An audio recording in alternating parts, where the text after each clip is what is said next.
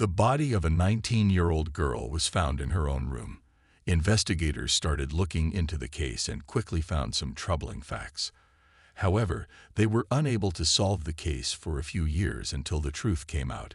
Everyone was shocked and angry by how things turned out because no one had expected it to go that way.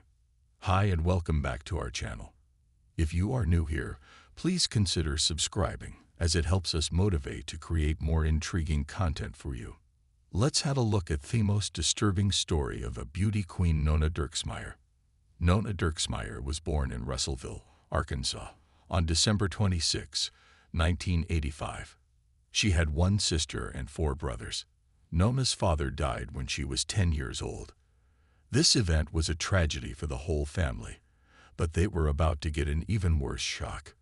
At some point in the future, the young woman told her mother that her father had hurt her many times. She was afraid to say anything while he was still living, and when she did, her mother was really shocked. The wife did not know what her husband could do. Even though what happened to Nona was terrible, she found the strength to move on and later chose to help other young women who had been victims of similar crimes. She did this by joining a volunteer group where she helped children who were in need. When Nona was in high school, she started dating a guy named Kevin Jones. The young woman also took part in beauty events and did very well at them. Nona won a few local contests, which let her fight for the title of Miss Arkansas. The young woman was also very involved in the life of her church and sang in the choir. Nona and her boyfriend went to Arkansas Tech University, which is in their city, after they graduated from high school. They were both 19 years old at the time. The young woman chose to rent an apartment on her own because she wanted to start living on her own. After she finished her first year, her boyfriend changed his major and moved to a different school, an hour and a half away from where they lived. At that point, they had been together for about 5 years, and it was the first time they had ever lived in different places. Kevin went home for the Christmas vacation on December 14, 2005. Before going to his parents' house, which was about 16 kilometers from the city, he stopped by Nona's flat. Both of them had plans for the next day. Nona had to take her last 2 tests and meet with a young woman from the volunteer group. Kevin was going to bring his teacher's mother to a school event. Around 9 a.m. on December 15, Nona sent Kevin a text message wishing him a good day. He was waiting for Nona to call him after her exams to tell him how they went, but she did not answer his calls or texts, and he started to worry. Around 6 p.m., Kevin took his mom to the school event, but he could not stop thinking, why is not Nona answering her phone all day? Kevin finally chose to call his friend, who worked as a pizza delivery guy near Nona's apartment building. Kevin asked him to stop by and see if everything was okay. His friend got there quickly and saw Nona's car in the parking lot and the lights on in her apartment, but no one answered the door. He told Kevin about this, and Kevin then told his mother that he was worried about his girlfriend and wanted to go to her apartment to make sure everything was okay. The woman said yes, so they went together to the apartment complex. There, Kevin's friend was waiting for them. All 3 of them knocked on the door, but no one answered. Kevin had a key, but he had left it at home because he was not going to be there that day. A few minutes later, Kevin and his friend tried to open the front door because they thought something bad might have happened to Nona, but they could not get in. Then Kevin remembered that the back of the room had sliding glass doors. As he got closer to them, he spotted something strange right away. Nona was very concerned about her safety, so whenever she was home alone, she put a special grill over the back glass door. Most of the time, they are used to stop thieves. From inside the house, they are easy to put up and take down, but from the outside, it is very hard to do either. But there was no grill this time, and the doors were not locked. As soon as they walked into the apartment, they saw blood on the blinds, and when they went into the bedroom, they saw something shocking. Nona was face down in a pool of blood and only had her socks on. Kevin ran to her and tried to pick her up, but she was already dead. His mother called the cops at the same time. When the police got to the flat, they started to look at the scene of the crime. They thought right away that the person had been hit in the head several times with a table lamp that they found on the floor. They also found a bloody fingerprint on the lamp and thought that the killer might have left it. On the table next to the body of the victim, they found her phone with the battery taken out. Investigators found a condom package that was empty. When they looked at all the doors and windows, they did not find any signs that someone had broken in. Medical officials looked at the body of the victim and confirmed that the table lamp had been used as a weapon. The metal base of the lamp matched the victim's head injuries, so they knew that the lamp had been used as a weapon. The subject also had several cuts from a knife. The pathologist said that the person had died between 10:30 a.m. and 1:00 p.m. There were no signs of violence, which made the detectives confused. Since the victim was not wearing any clothes when they found her, they first thought the crime was sexual. But experts thought that the person who did it may have used a condom because the wrapper for one was found in the flat. This made it almost impossible to tell if there was sexual violence or not. In the end, the cops had no proof, but they did find out one interesting fact. Investigators did not look at the crime scene very carefully. For example, they did not take blood samples from the blinds on the back door or look for shoe prints in the flat, which could have been used as proof. Also, they did not even go to the apartment's second floor. The fact that the investigators almost quickly found their suspect, the victim's boyfriend, explained these mistakes. Kevin had a lot of the victim's blood on him when he ran into the apartment to find her. This was the first thing that made them think he was involved in the murder. He attempted to lift her, but she had already passed away, so he embraced her and held her close instead. The cops thought Kevin had done this on purpose because they thought it was strange. By kissing the victim and getting covered in her blood, he may have ruined evidence and changed the scene of the crime. It would be hard for the police to show that he did it. For example, if Kevin's clothes or nails were found with the victim's blood, it would be easy to say that he hugged the body after finding it. Kevin did not go to check on his girlfriend by himself. Instead, he went with his mother, and he also brought his friend to the apartment. Investigators thought that by doing this, he had two people who saw him covered in blood when they found the body with him. The cops spent a long time talking to Kevin outside Nona's apartment. From the questions they asked, Kevin could tell that they thought he was a suspect. Then he said something that made the police even more sure that he had killed the person. Kevin started fighting with the police when he realized he was a suspect.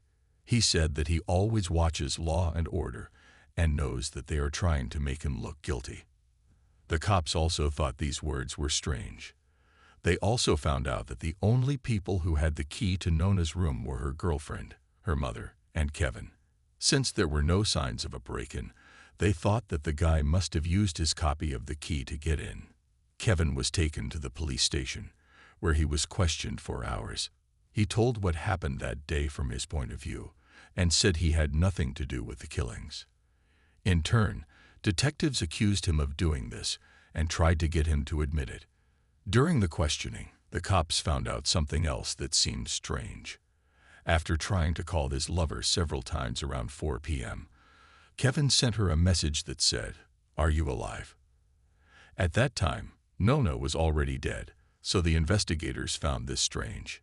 Even though the man did not ask for a lawyer and tried to answer all of the questions, the agents talked to him for hours, putting more and more pressure on him all the time. In the end, they not only directly blamed him for the murder, but they also changed the facts.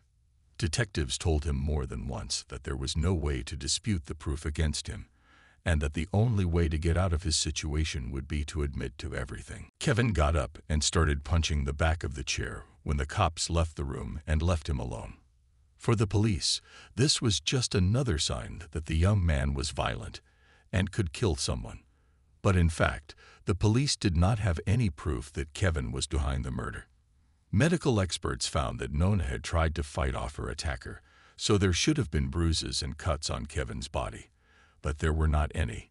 Even so, the agents kept thinking he was guilty and tried to find proof of it. They talked to more than 50 people, trying to find witnesses, but nothing came of it. But when the cops talked to Nona's friends, they found out something important. It turned out that she had been seeing another guy behind Kevin's back not long before she died. Investigators checked this person right away, but he had a good excuse for the time of the murder. This made Kevin even more of a suspect because he now had a reason to do it. The young man could have just shown up at Nona's house, seen an empty birth control package, and figured out that she was cheating on him.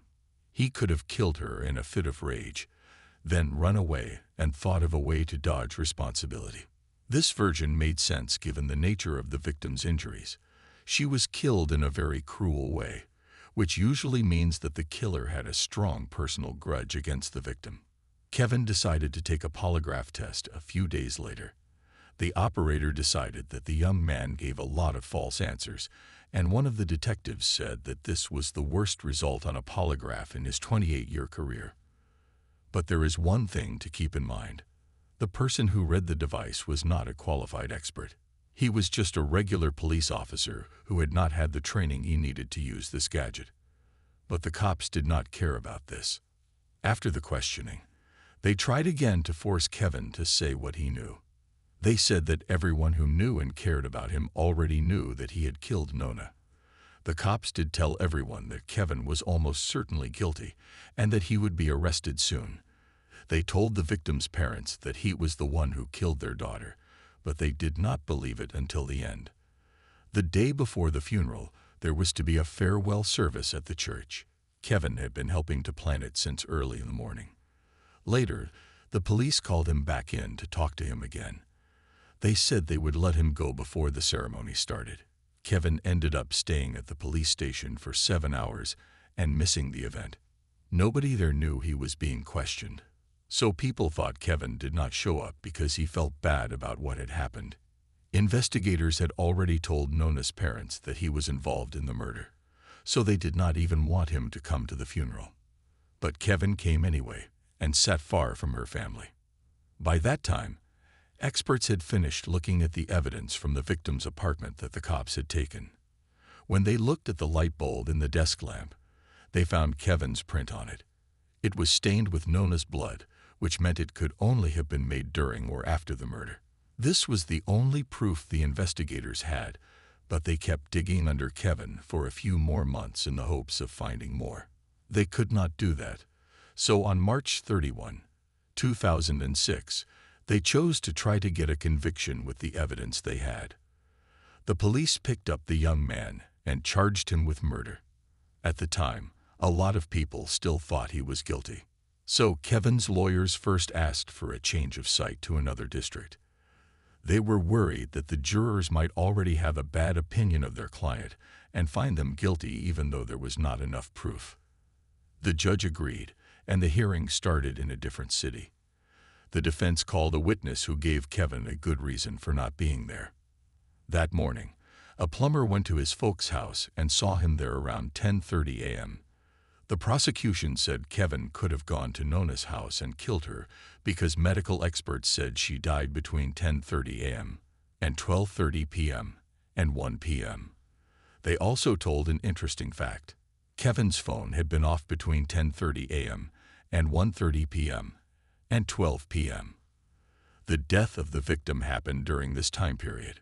Also, Kevin's phone showed that he did not start calling his girlfriend until 4:30 p.m., even though he said he had been trying to get in touch with her all day.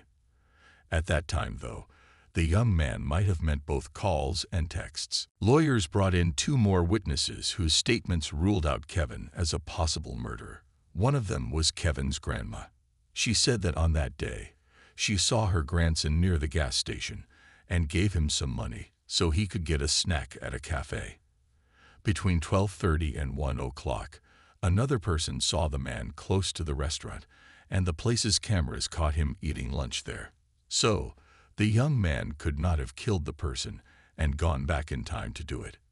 Lawyers also questioned the idea that Kevin might have left a bloody fingerprint on the lamp when he killed the man. In that case, the blood should have dried up by the time the body was found. The experts who came to the apartment that night wrote in a report that the bloody fingerprint was slightly damp, which shows that Kevin could have left it by accident when he and his mother and friend found Nona's body. But there is more. It turned out that fingerprints were also found on the table lamp that was used to hit the victim. But they did not belong to Kevin, and searching for them in the systems did not turn up anything. Lawyers kept saying that these prints were from the real killer. Lawyers also said that the cops did a terrible job right from the start. They did not look through the whole apartment, so they might have missed many signs. At the trial, a doctor who had looked at the body of the victim, and he or she said something that everyone involved in the case found interesting.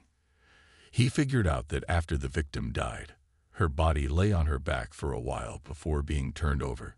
This could mean that the young woman still had to deal with abuse.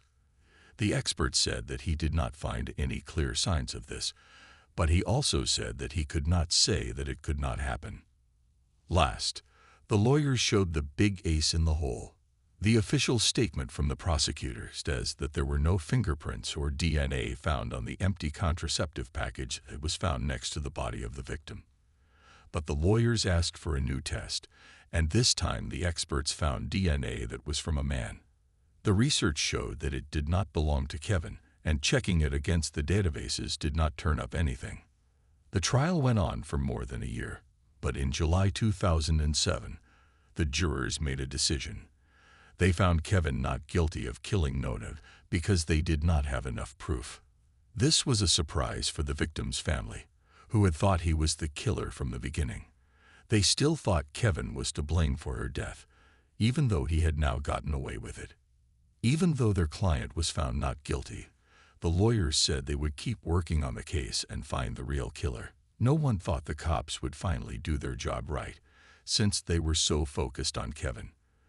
The first thing the lawyers did was take the DNA from the package of birth control and compare it to the DNA of all the guys who knew Nona. All of these people gave their samples on their own, but none of them matched. This went on for 2 months, until September 2007, when something strange happened. When the cops arrested Gary Dunn for stealing, things started to get interesting. First of all, this man was already in jail for beating another woman. Second, he and Nona lived in the same apartment building. Third, early on in the investigation, the police looked at him as a possible suspect. However, they quickly turned their attention to Kevin because they thought he was the killer. With all of this information, the boys' lawyers asked for a DNA test, which led to a long-awaited break in the case. Gary's DNA was found on the contraceptive package, and it turned out that after the young woman was killed, Gary was even put through a polygraph test. Gary, who was 26 at the time, did very well on the test, even though the interrogation was also done by someone who was not a certified expert. Also, none of them looked into this person's case. Then Gary said that he was out shopping with his mother at the time of the murder. Investigators finally checked this information after his DNA matched the sample from the victim's room. And it turned out that the excuse was a lie.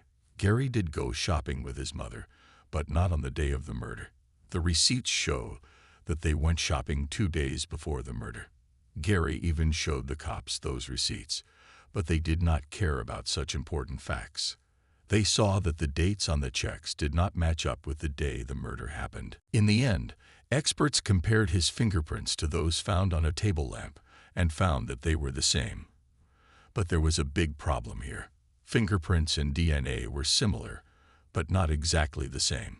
The legal system has rules that set up the necessary signs of coincidence for proving a crime. In Gary's case, these clues were not enough, even though there was almost no chance that someone else's DNA or fingerprints were on him. And in this case, it was likely that the detectives were to blame. First, they did not look at all the proof right away after the murder, as the rules say they should have.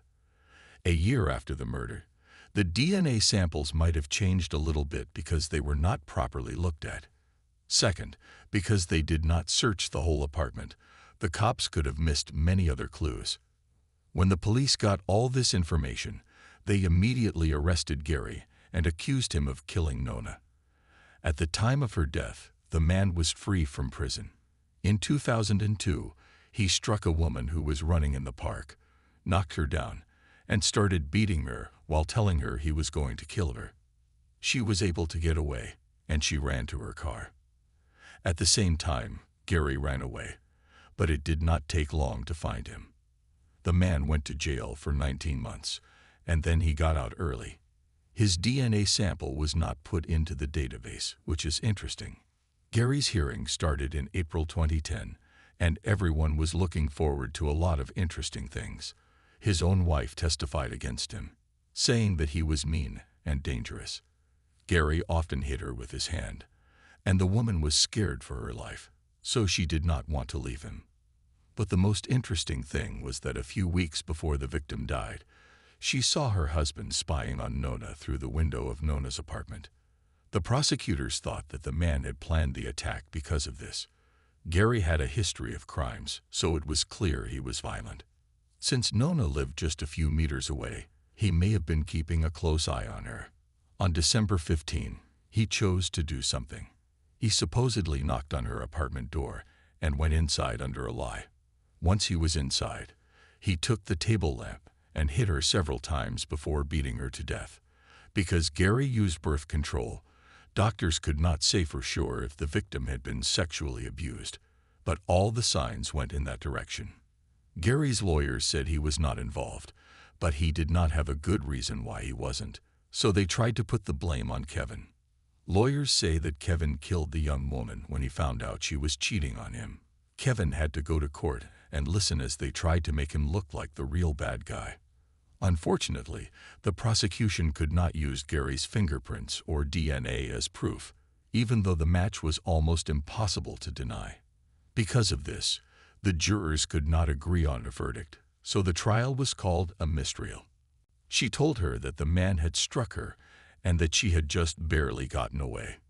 Even so, the second hearing was also a waste of time because the jury could not agree on anything. So Gary Dunn got to go free, even though it was pretty clear that he was guilty.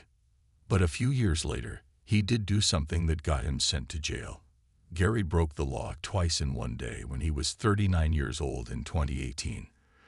First, he tried to take a woman from the parking lot of a church, but she fought him off. A few hours later, Gary took off all his clothes in front of another woman in the parking lot of a mall and was soon arrested. Given his history of crime and the fact that he almost killed Nona, the court chose to give him the longest possible sentence. Gary is still serving his 15-year jail sentence for these two crimes.